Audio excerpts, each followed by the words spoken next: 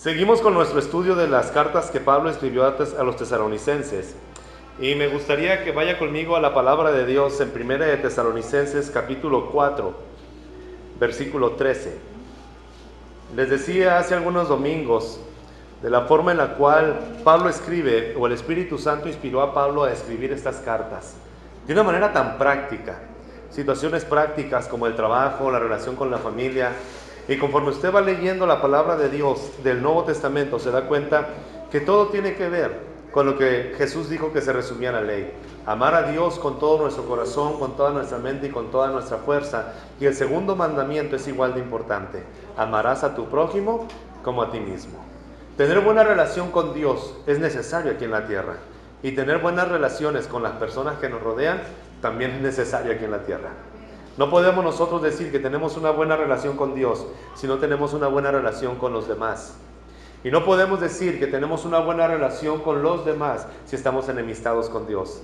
Se necesitan las dos cosas: una buena relación con Dios y una buena relación con las personas que nos rodean. Y en medio de lo práctico de que Pablo escribe a los tesalonicenses, toca un tema que es sumamente necesario, importante conocer acerca de cuál es el concepto que Dios tiene de él. Es un tema que es tan normal, tan natural, y que todos vamos a pasar por ese proceso. Yo creo que a Pablo le estaban haciendo preguntas acerca de la muerte. ¿Qué sucede cuando alguien muere? Si tengo la esperanza en Cristo, he puesto mi vida en Él, tengo una vida plena, disfruto esta vida, tengo una buena relación con Dios, una buena relación con los demás, pero ¿qué pasa cuando alguien muere? ¿Qué pasa si yo soy un hombre o una mujer que se ha entregado a Cristo? ¿Qué va a suceder el día que yo deje de respirar? Y dentro de los griegos, de los judíos y de los romanos había diferentes creencias. Los romanos consideraban que cuando una persona moría, automáticamente se convertía en Dios. Iba a ser una persona transformada e iba a ser elevada a un nivel en el cual ya iba a poder hacer milagros e iba a poder transformar las cosas. Es por eso que los romanos oraban a los muertos. Levantaban ofrenda delante de ellos, mandaban a hacer imágenes de sus abuelos, de sus padres, de sus tíos que ya habían fallecido, prendían veladoras y le pedían que sucedieran milagros, porque creían que las personas que murieron se habían vuelto dioses. Los griegos tenían una similitud. Los griegos pensaban que cuando alguien moría, tenía que descender al Hades para ser purificado de todo lo malo que había hecho en toda su vida y después ascender al lugar del paraíso en donde estaba el Olimpo, y allí estar felices. Pareciera muy conocido o pareciera muy familiar el concepto que nosotros tenemos de cuando alguien muere. El cristiano cree bíblicamente que cuando alguien muere no se convierte en Dios. Sigue en un estado consciente y puede seguir escuchando, sintiendo, mirando, pero ya no aquí en la tierra, sino que pasa a un estado tampoco preparatorio, en donde va a ser purificado de sus pecados para ascender al cielo. Hay dos destinos. Si tú eres fiel a Dios, tienes un destino en la eternidad al lado de la presencia de Dios. Si no eres fiel a Dios, tienes un destino lejos de la presencia de Dios, en un lugar de tormento. El infierno y el paraíso son reales. Y quien entra al infierno no puede salir de él. Y quien entra al cielo ya no puede salir de él. No hay un lugar en el medio. No hay un lugar en el cual tú puedas ser purgado de tus pecados, de tus maldades. Todo lo que tú haces en la tierra repercute en la eternidad, y las decisiones que tú tomes aquí en la tierra pueden determinar dónde pasarás la eternidad.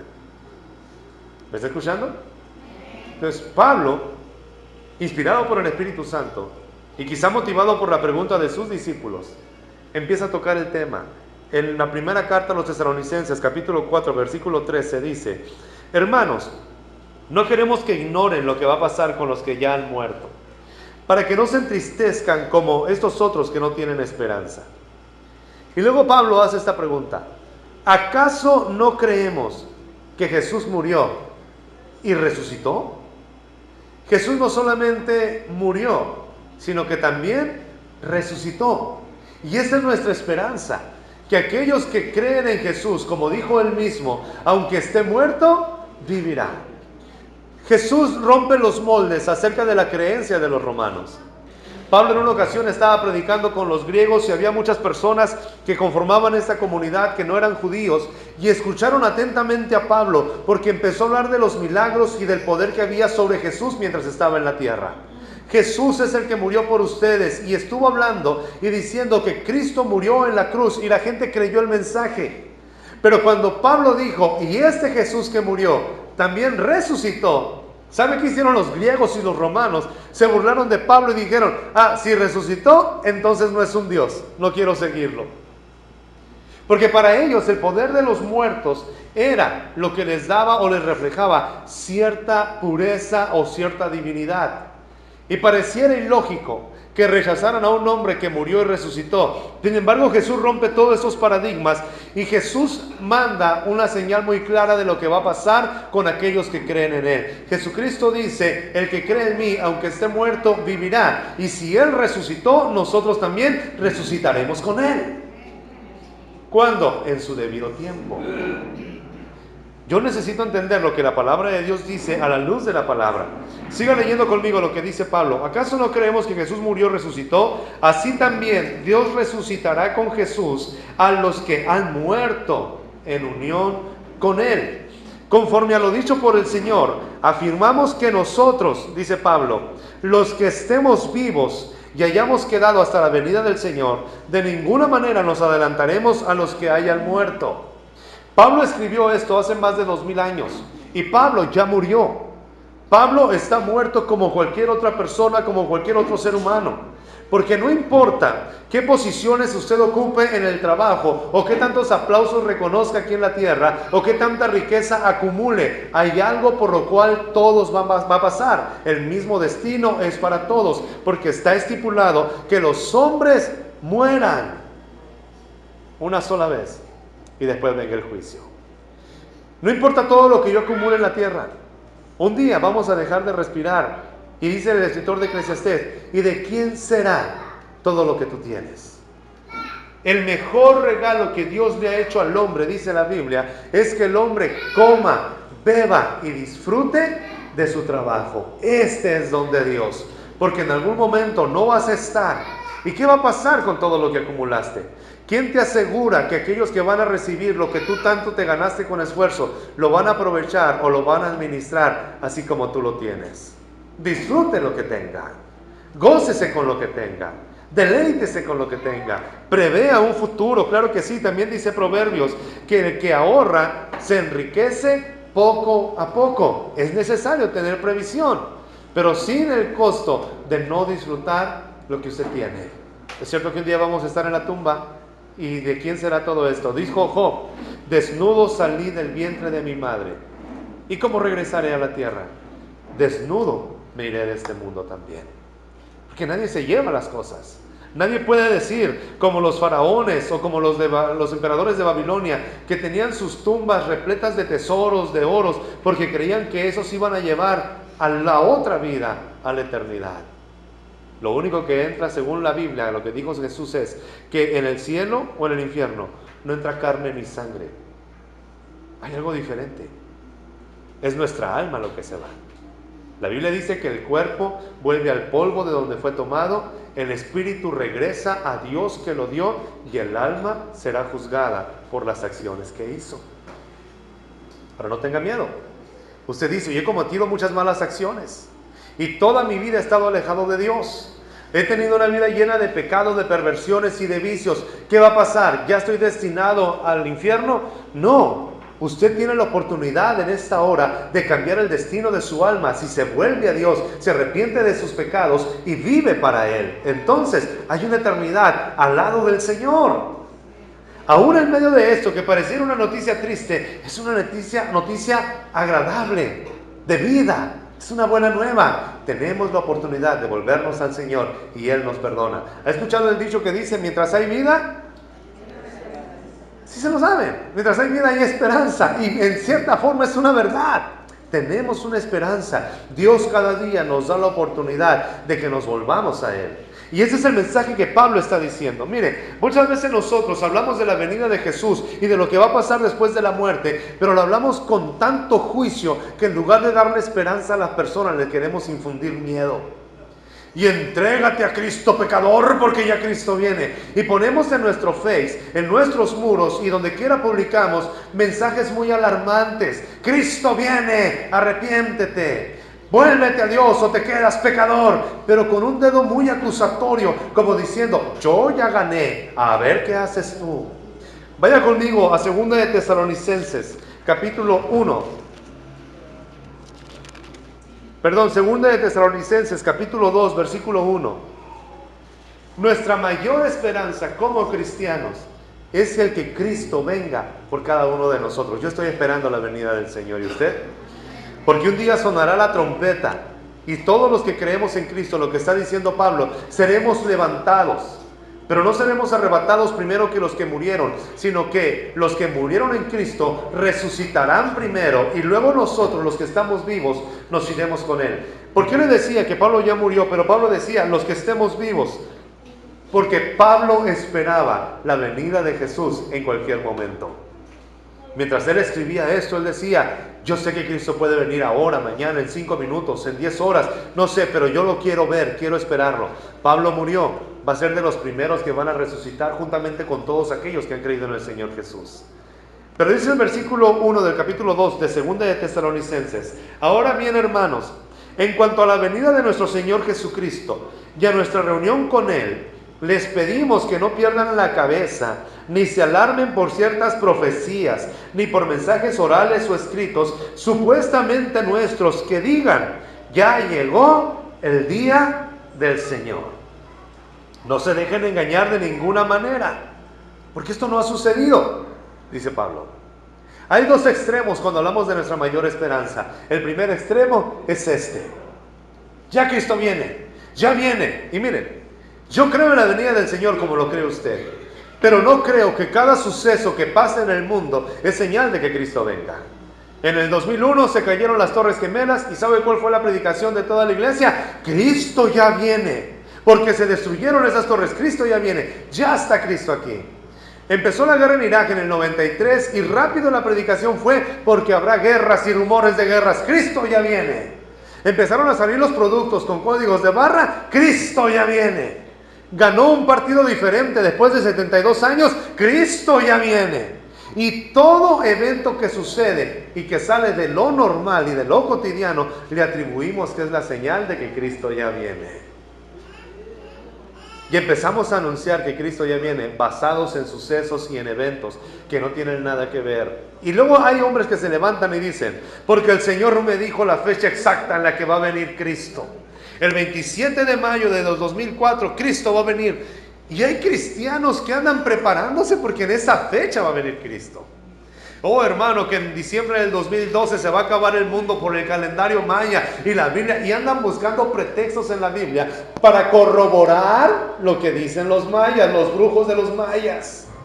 Cuando pasó lo de las Torres Gemelas, no sé si recuerda usted, y ahí andan videos amarillistas en internet que no son bíblicos, que dice, y las gran torres serán deshechas, porque en Habacuc dice, hermano, que la gran torre, ahí está. Escuchen bien esto: el reloj de los tiempos proféticos no es Estados Unidos, es Israel. Y lo que sucede en Estados Unidos no tiene nada que ver con la Biblia.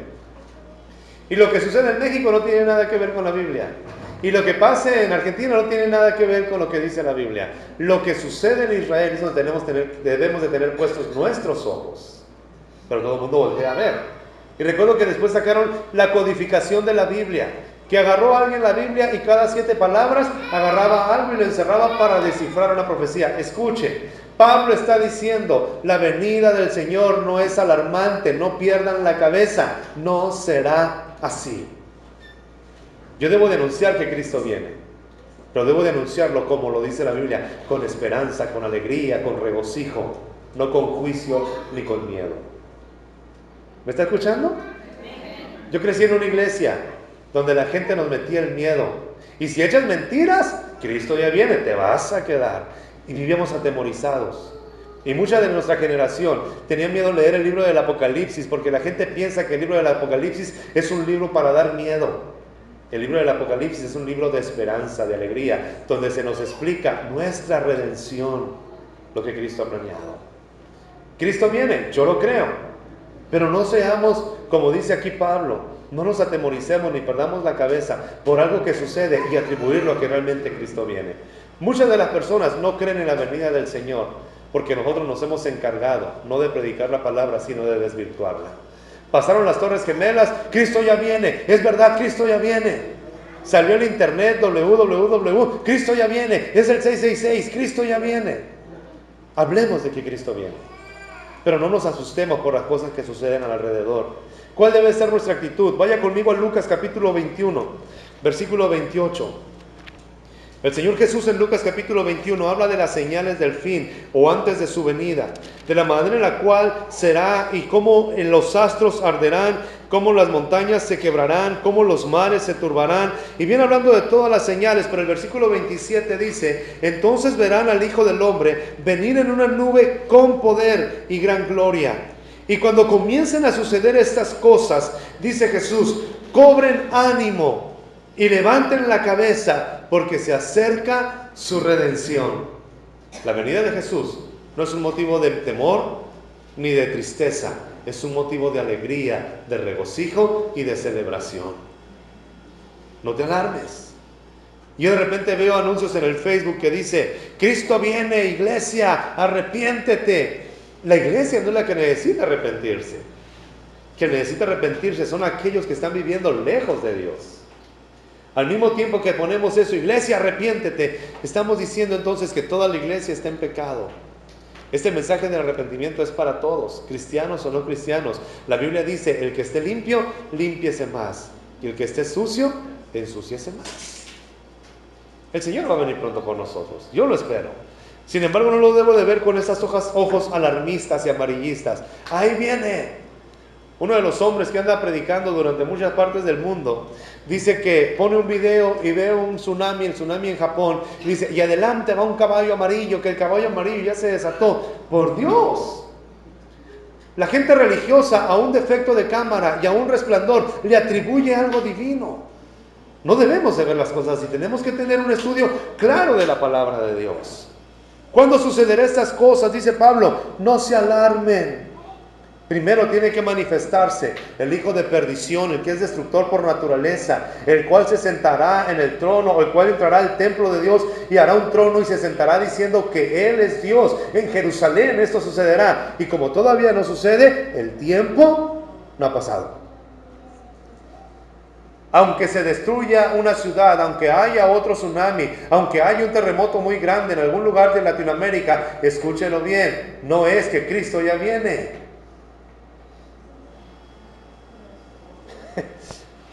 Escuche bien lo que estoy diciendo. No estoy negando la venida del Señor, pero sí lo que debemos evitar es ser alarmistas. Lo que está diciendo Pablo es porque hemos escuchado que varios ya andan diciendo que Cristo ya viene. Y nos da unas señales, todo. Ese es un extremo. Vayamos al otro extremo. Vaya conmigo a 2 de Pedro. 2 de Pedro, capítulo 2.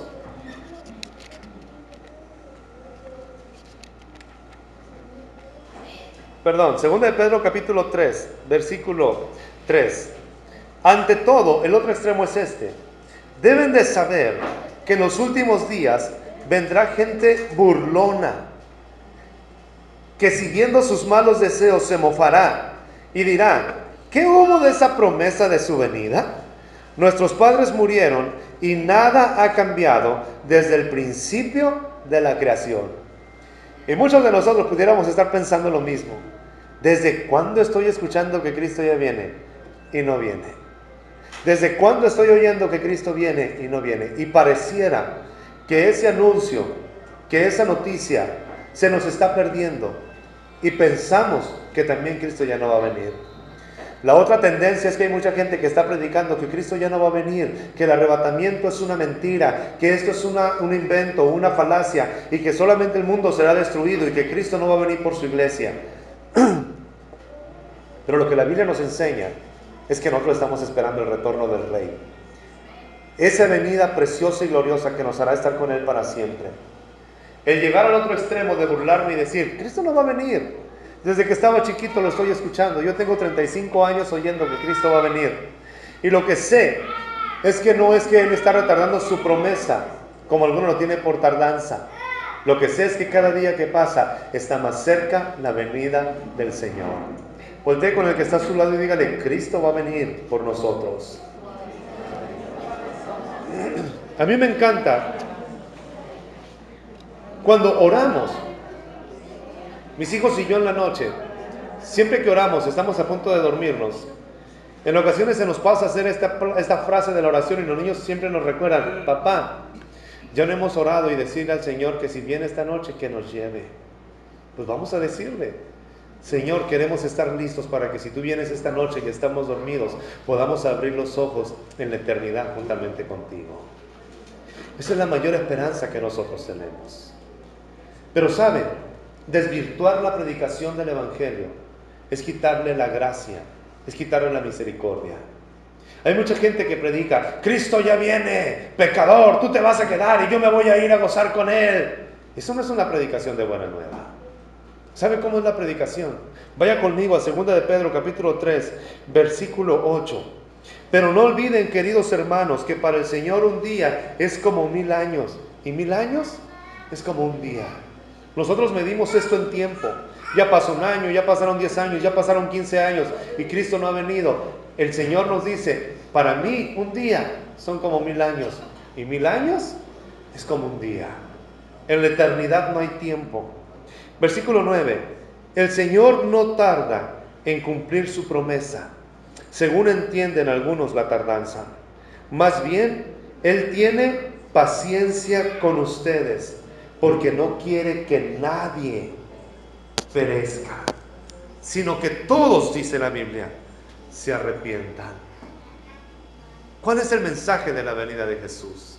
Que el Señor es paciente para con todos y está esperando que todos se arrepientan.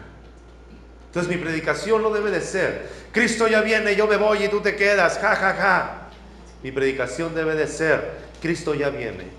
¿Y sabes por qué ha retardado su venida? Porque está esperando que tú te arrepientas. Porque así eres de importante para Él. Porque Él te ama tanto que hay una eternidad en las sombras, en la oscuridad, donde el fuego nunca se apaga y el gusano nunca muere. Y esa eternidad, si tú no te arrepientes, es para ti. Pero Dios te ama tanto que envió a su Hijo a morir en la cruz del Calvario, derramó su sangre por ti y está esperando que te arrepientas. No ha venido, no ha cumplido esa promesa, porque tu vida es valiosa para Él. Es la predicación de las buenas nuevas. Regrese conmigo a 1 de Tesalonicenses capítulo 4. Qué diferente es la predicación de la palabra como la predicó Jesús. Un mensaje de esperanza, de buena nueva. Y no como muchas veces los religiosos lo quieren enseñar, los que consideran que ya están en un nivel de santidad muy elevado y que piensan que ya han llegado a un punto donde jamás van a pecar y tienen el derecho de juzgar y condenar a los demás. Jesús nos dijo: no juzguen para que no sean juzgados, no condenen para que no sean condenados. Nuestra labor es anunciar las buenas nuevas. Versículo 16 de 1 de Tesalonicenses 4. El Señor mismo descenderá del cielo con voz de mando, con voz de arcángel y con trompeta de Dios. Y los muertos en Cristo, ¿qué pasará con ellos? Resucitarán primero. Luego los que estemos vivos, los que hayamos quedado, seremos arrebatados junto con ellos en las nubes para encontrarnos con el Señor en el aire. Y así estaremos con el Señor. ¿Sabe para cuándo? Para siempre. Y luego dice el versículo 18: por lo tanto, si esta es nuestra esperanza, anímense unos a otros con estas palabras. O sea, en lugar de voltear y con miedo y decir al hermano: Cristo ya viene, hermano, arrepiéntete, es voltear y con una sonrisa decirle: hermano, Cristo viene. Él llega por nosotros, Él nos va a llevar y vamos a estar con Él en un lugar para siempre. No tengas temor. Cuando alguien de nosotros pudiera estar en alguna cama de hospital a punto de morir, no es llegar y decirle: ah, pero ya sabes a dónde vas, ¿verdad? Quisiste andar como querías, ahí te le echas, decidiste, pues ya tú. No, es llegar y decirle: Cristo viene. Ten confianza y esperanza. Si en dado momento dejas de respirar, recuerda que honrosa es a los ojos de Jehová la muerte de sus santos. Vas a despertar en un lugar donde no hay llanto, no hay tristeza, no hay dolor, no hay pecado. La redención se completó. Te nos vas a adelantar y cuando suene la trompeta, tú serás de los primeros en resucitar. Ten alegría porque aún en la muerte Cristo sigue reinando, gobernando y nos sigue dando esperanza. Es un mensaje de buena nueva, es un mensaje de alegría, es un mensaje de confort, es un mensaje de esperanza. Todavía respiras, tienes la esperanza de que tu destino cambie. Clama al Señor, Él te va a perdonar, Él te va a levantar, porque el deseo de Dios no es enviarte al infierno. El deseo de Dios es que todos se arrepientan y estén con Él en la eternidad. El mensaje de las buenas nuevas es muy diferente al mensaje de la religión. El mensaje de la religión dice: yo ya gané, ahí te le echas. El mensaje de las buenas nuevas es: todavía tienes una oportunidad. Si la trompeta no ha sonado, es porque Cristo está esperando que te arrepientas. Es muy diferente. La palabra de Dios dice que esto nos debe de animar. Un día Cristo va a venir por nosotros. Un día sonará la final trompeta y estaremos juntamente con Él. ¿Qué va a pasar después de que suene la trompeta? Vaya conmigo a Apocalipsis. Acompáñeme por favor a la palabra de Dios en Apocalipsis capítulo 22, versículo 1. Luego el ángel me mostró un río de agua de vida, claro como el cristal, que salía del trono de Dios y del Cordero, y corría por el centro de la calle principal de la ciudad. A cada lado del río estaba el árbol de la vida, que produce 12 cosechas al año, una por mes, y las hojas del árbol son para la salud de las naciones. En ese lugar, versículo 3, ya no habrá maldición, el pecado ya no existe. El trono de Dios y el Cordero estará en la ciudad, sus siervos lo adorarán, lo verán cara a cara y llevarán su nombre en la frente. Esto anuncie. Esto diga, cautive a las personas que le escuchan con el mensaje del Evangelio. ¿Por qué habré de dejar mi pecado? ¿Por qué habré de dejar mi placer? ¿Por qué voy a dejar esto? ¿Por qué? Porque en la eternidad las cosas serán completamente distintas. Hay un lugar donde no hay maldición. Esto es el lugar donde vamos a estar aquellos que creemos en el Señor Jesús. Versículo 4, lo verán cara a cara y llevarán sus nombres en la frente. Versículo 5, ya no habrá noche. No necesitarán luz de lámpara ni de sol, porque el Señor Dios los alumbrará, y aparte reinarán por los siglos de los siglos. Versículo 6, el ángel me dijo: estas palabras son verdaderas y dignas de confianza. El Señor mi Dios, que inspira a los profetas, ha enviado a su ángel para mostrar a sus siervos lo que tiene que suceder sin demora. Versículo 7, ahí empieza la voz de Cristo y dice: miren que vengo pronto. Dichoso el que cumple las palabras, el mensaje profético de este libro. Él viene pronto. Pero no va a venir porque las torres se cayeron, porque hay un terremoto, porque hay un tsunami. Escuche bien, Cristo va a venir porque Él prometió que vendría. Y esa es la predicación. En Juan capítulo 14 el Señor dijo: voy pues a preparar morada, para que donde yo estoy ustedes también estén. Y si me voy a preparar morada, es porque voy a regresar por ustedes, porque yo quiero que donde yo estoy, ustedes estén conmigo. Dejen de anunciar después de cada desastre que Cristo viene. Sin que haya un desastre, tenemos que anunciar que Cristo viene, simplemente porque Él prometió que vendría. Esa es la predicación del mensaje. ¿Y qué va a pasar con ese Cristo que murió? No, ese Cristo que murió resucitó al tercer día, subió al cielo y lo estoy esperando, porque hay una morada que Él ha preparado para mí y voy a vivir juntamente con Él para siempre.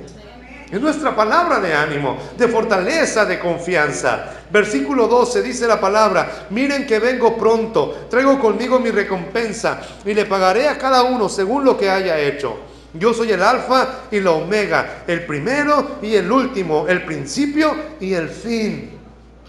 Dichosos los que lavan sus ropas para tener derecho al árbol de la vida y para poder entrar por las puertas de la ciudad. Pero afuera quedarán los perros, los que practican las artes mágicas, los que cometen inmoralidades sexuales, los asesinos, los idólatras y todos los que aman y practican la mentira. Yo, Jesús, he enviado a mi ángel para darles a ustedes testimonio de estas cosas que conciernen a las iglesias. Yo soy la raíz y la descendencia de David, la brillante estrella de la mañana. Versículo 17. El espíritu y la novia dicen: ven. Y el que escucha diga: ven. Y el que tenga sed, venga. Y que quiera, tome gratuitamente del agua de la vida. Jesús está diciendo: los perros, los que practican artes mágicas, los que cometen inmoralidades sexuales, los asesinos, los idólatras y todos los que aman y practican la mentira, no pueden entrar a la ciudad, no pueden llegar. Y pareciera que nos está diciendo: ya la puerta está cerrada, pero escuche, mientras no suene la trompeta, la puerta está abierta. Diga esto, lo que sigue diciendo. Dice Juan: esto me dijo el Espíritu Santo que escribiera. El Espíritu y la novia se alegran, se emocionan y dicen: ven ya, Señor. Y el que tenga sed, venga y beba. Y el que quiera, tome gratuitamente del agua de vida. Esta es la predicación completa. A lo mejor usted conoce a alguien que está practicando inmoralidad sexual, que es mentiroso, que es ratero, lo que usted quiera, todo lo que dijo Jesús, que no pueden entrar. Pero también dígale que las puertas están abiertas y que si él o ella quieren beber del agua de vida, lo pueden hacer porque es gratuita. Las buenas nuevas son esperanza. Las buenas nuevas son alegría, no solamente para la iglesia, sino también para aquellos que aún no forman parte de la iglesia. ¿Me escuchan? Última cita, vaya conmigo a Filipenses. El mismo hombre que está hablando de la venida del Señor Jesús. Filipenses capítulo 1, versículo 22. Dice Pablo: si yo muero en Cristo, voy a ser de los primeros en escuchar la trompeta e irnos con Jesús. Y por lo tanto, el vivir es Cristo y el morir se vuelve una ganancia. Pero el capítulo 1, versículo 22 de Filipenses, Pablo dice: ahora bien, si seguir viviendo en este mundo representa para mí un trabajo fructífero, ¿qué escogeré? No lo sé. Me siento presionado, dice Pablo, por dos posibilidades. Deseo partir y estar con Cristo, que es muchísimo mejor. Quiero ya estar con Él. Tengo una esperanza. Pablo escribe en los Corintios y dice Pablo: si la esperanza que tenemos nosotros solamente sirviera para esta vida, seríamos los más desdichados de todos los mortales. Pero nuestra esperanza no solamente sirve para esta vida, sino también para la venidera, que en Cristo aquellos que mueren en Él resucitarán primero.